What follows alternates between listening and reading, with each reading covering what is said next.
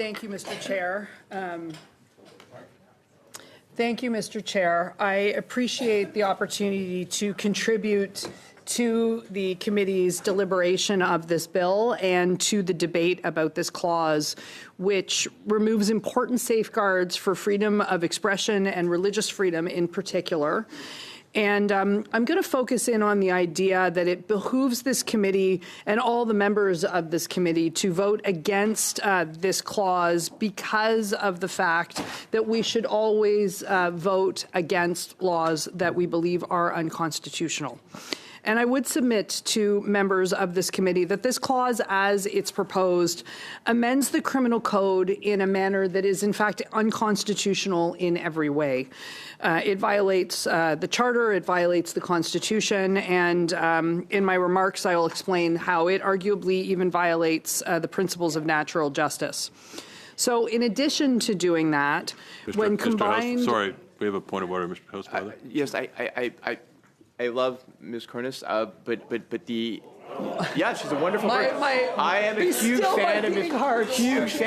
Huge fan. But I think she's speaking to the wrong amendment, right? Unless she's arguing that Mr. Lawton's amendment removes all of these rights, she's not speaking to the amendment that's right now on the floor.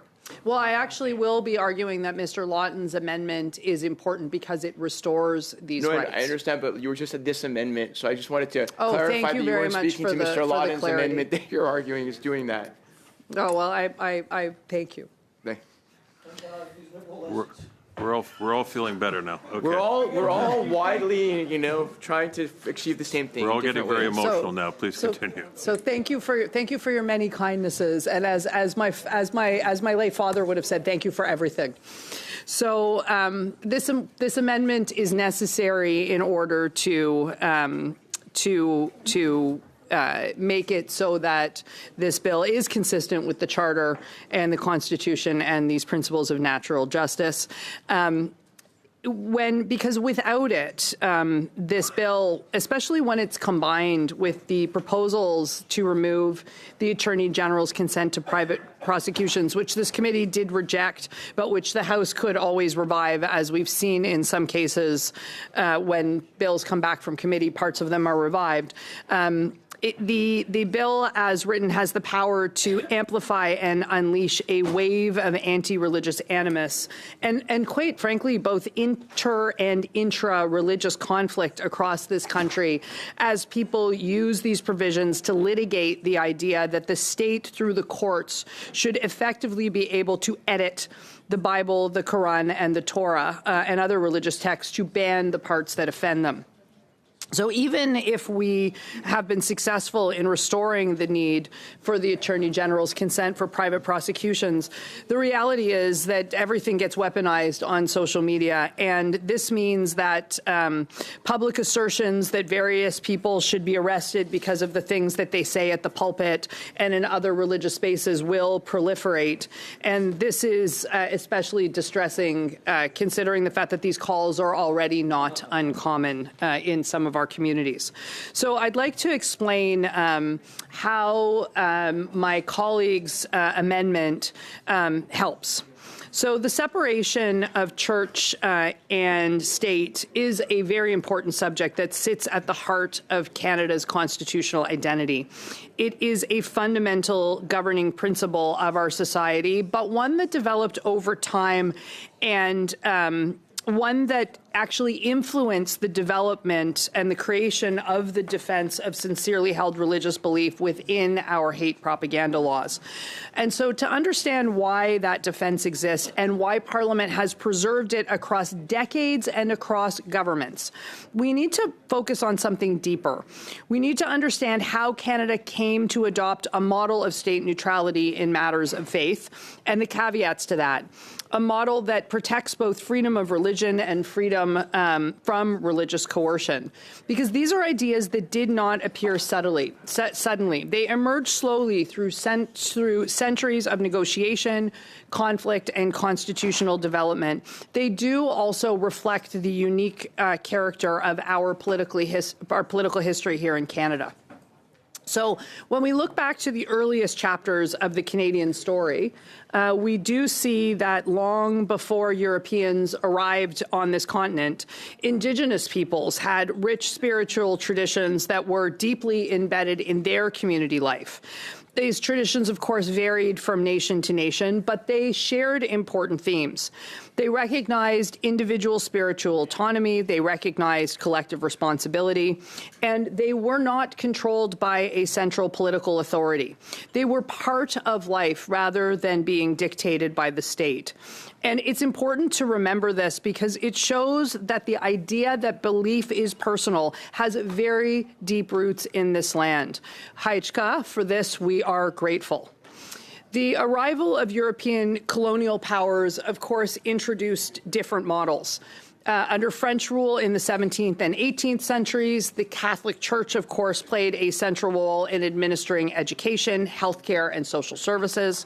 Church and state were really intertwined during that period as mutually reinforcing institutions. This sounds like a history class. Relevance. Exactly. You should pay attention. Learn something. All right. May I continue, Mr. Chair? The comments from the peanut gallery aren't helping. I realize it's getting on into the evening, but I think we can show a little respect for each other at a higher level than that, if you don't mind. Thank you, Mr. Chair. I've actually worked. I understand there's a continuing request to keep it focused on the amendments in the bill, and I think that's fair. So, but well, and I am doing that. I actually worked hard on these remarks, Mr. Chair. I spent a good amount of time researching this, and I think that if you look at the way that our courts consider the constitutionality of various provisions in our legislative history, that it is actually not unusual to see comments like these and to see remarks like these. I mean, look at the Cowichan Tribes decision, which was just issued. It was 800 pages and had hundreds of pages of history. And so if my honorable colleague doesn't want to hear about that, then I'm sorry for that, but it is actually part of our constitutional history to recognize, our constitutional litigation system to recognize that history. So I'm just trying to see where I was here. So these arrangements which shaped Quebec society did continue even after Britain took control of New France in 1763. We, of course, had the Quebec Act of 1774 protecting Catholic rights as a means of ensuring political stability. And this is where we really do continue to see this recognition of practical necessity and a unique flavor and character to our laws as they developed. And of course, as Canada developed, waves of settlers brought diverse faith traditions. There were Protestant, Catholic, Jewish, Muslim, and other communities, Hindu, that came and lived side by side, sometimes peacefully and sometimes, of course, in tension. And in the 19th century, these arrangements did come under increasing scrutiny as our populations diversified. I mean, we've had to find ways to live together, secular, religious, since the beginning of our constitutional grand bargain, to coin a phrase. So when Confederation was established in 1867, this question of the separation of church and state was already very complicated. There's, of course, the protection in our Constitution Act, protecting denominational school rights that existed at the time. And this is, again, another political compromise rather than that preserved the peace between various communities. And that spirit of compromise has been fundamental to our communities. Now, in the decades that followed, several events continued to shape Canada's approach to this issue. And of course, as my colleagues from Manitoba know, one of the most important was, in fact, the Manitoba schools question in the 1890s. Manitoba, of course, had ended public funding for Catholic schools, which sparked a national debate that involved, not unlike this one, by the way, that involved Parliament, the courts, and the public. Eventually, Manitoba's decision, of course, stood in that case, and there was a shift towards secular public schooling that became more pronounced across the country. And that debate showed that Canadians were increasingly accepting the idea that public institutions might not be tied to the doctrine of a particular faith, but it, of course, did not do away with the idea that faiths and sincerely held religious beliefs needed to be protected, even in circumstances where we might vehemently disagree with them. Now, by the middle of the 20th century, our social landscape had changed significantly, and the hospitals, universities, and social services that had once been governed by religious institutions became integrated into those publicly funded systems. And that, of course, laid the groundwork for the modern understanding of church-state separation, which is a government, and this is where I come back to this bill, and this amendment. It's a government that neither imposes religious doctrine nor interferes, and this is the part that's very important, that it doesn't interfere in religious practice. This is foundational, and this conversation that we have had over the decades in this country is fundamental to our being a society that respects diverse beliefs while protecting individual rights. And of course, the adoption of the Charter in 1982 brought constitutional clarity to this concept. Section 2A protects freedom of conscience and religion. Section 2B protects freedom of expression. Section 15 requires equality before the law. And together, what these provisions did is they codified what had already been developing for over a century, which is the idea that the state must remain neutral in matters of faith. It must protect the right to believe, the right not to believe, and the right to express beliefs peacefully. Now, one of the most painful reminders of the danger of church and state, well, why don't I just go? When Parliament enacted Section 319, which prohibits that willful promotion of hatred, it had to navigate the same delicate balance that had shaped our country's development and that I've been expounding and explaining through my remarks. On one hand, the state has a duty to protect vulnerable groups from hate propaganda. On the other hand, Canadians have to be free to express their religious beliefs, to teach their doctrines, read their scriptures, and engage in theoretical debate. Parliament at the time did not want clergy or people of faith to fear prosecution for simply expressing traditional beliefs, no matter how outdated or how wrong we might think they are. And that's where the defenses that we're discussing came from. The solution to this was the inclusion of several defenses, including the one that has become known as the defense of sincerely held religious beliefs. So this defense protects statements made in good faith on a religious subject or based on religious opinion. And the key words there are in good faith. The defense does not protect malice. It does not protect hostility or efforts to encourage hatred. It protects genuine attempts to express or explain religious doctrine. And that, Mr. Chair, is something that I feel has been lost in this debate. That there have been people, and there has been some encouragement from both the Bloc and from my Liberal friends across the aisle, and in this case, mostly across the table. There has been an effort to make it as if the removal of this defense is necessary to be able to protect vulnerable groups. But in fact, the words in good faith that are embedded in this defense actually do that job for us. And this the defense fits in that way squarely within Canada's unique and long history of the separation of church and state. Because what a neutral state does not police doctrine. A neutral state does not decide which theological views are permissible.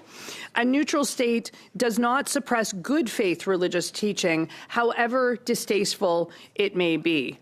To coin a phrase that one of my rabbinical friends has used, we all have our beliefs, but none of us have met God yet. And so it's hard to know who is actually right. Now, at the same time, a neutral state can and does have an obligation to address the deliberate and harmful promotion of hatred. And the criminal code as it exists today draws that line carefully. And I would submit to you that it behooves us as parliamentarians not to erase that line recklessly or through these provisions. Because when the charter arrived, the courts have already reviewed these provisions. In the Keekstra case of 1990, which I was actually involved in as a high school student, the Supreme Court upheld the constitutionality of hate propaganda laws, but emphasized that the religious defense was an important safeguard. The court pointed to the requirement that prosecutors prove willfulness and the availability of good faith religious expression as evidence that Parliament had respected both freedom of religion and the need to combat hate speech. The balance was tested again, and it was tested again when Parliament decided to expand the list of protected groups. In 2004, when sexual orientation was added, Parliament examined whether the religious defense would continue to offer adequate protection. Members across the political spectrum at that time acknowledged that people of faith must remain free to express their beliefs without fear of criminal prosecution. The same debate resurfaced in 2017 when gender identity and gender expression were added. In each instance, Parliament concluded that the criminal code's existing safeguards were strong, principled, and consistent with Canada's constitutional tradition.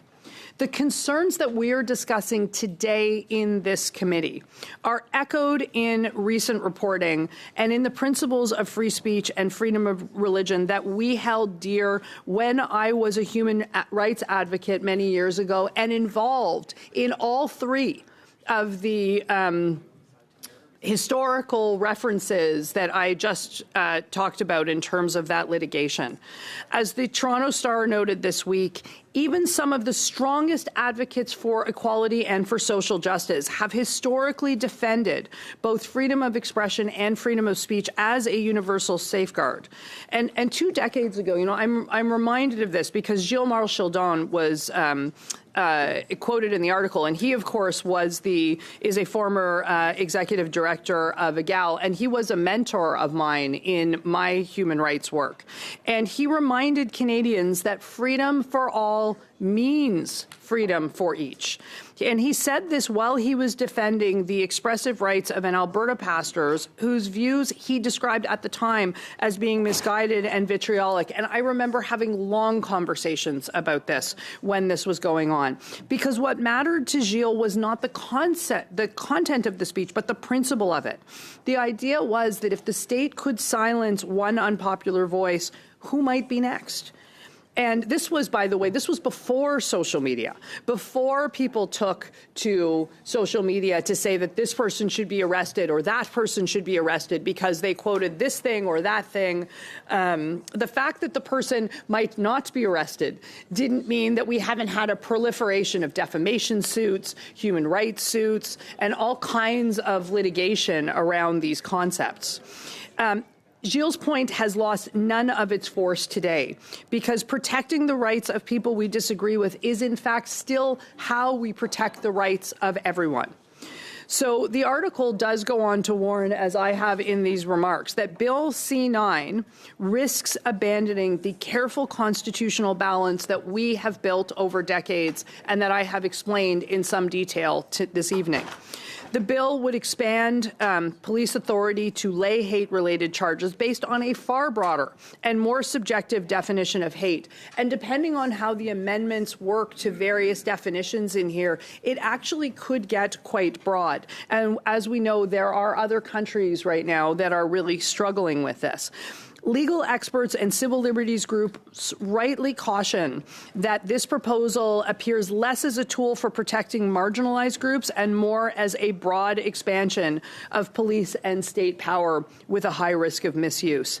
And critics from across the political spectrum fear that the legislation would chill legitimate dissent, restrict peaceful protests near religious institutions, and place expressive freedom in the hands of law enforcement officers who are already struggling and will continue to struggle to distinguish political slogans from criminal acts. And so, Mr. Chair, this approach undermines the very compromises that our courts and parliaments have worked to maintain. Instead of strengthening social cohesion, it risks deepening division by criminalizing speech rather than confronting hatred through democratic debate, education, and community resilience.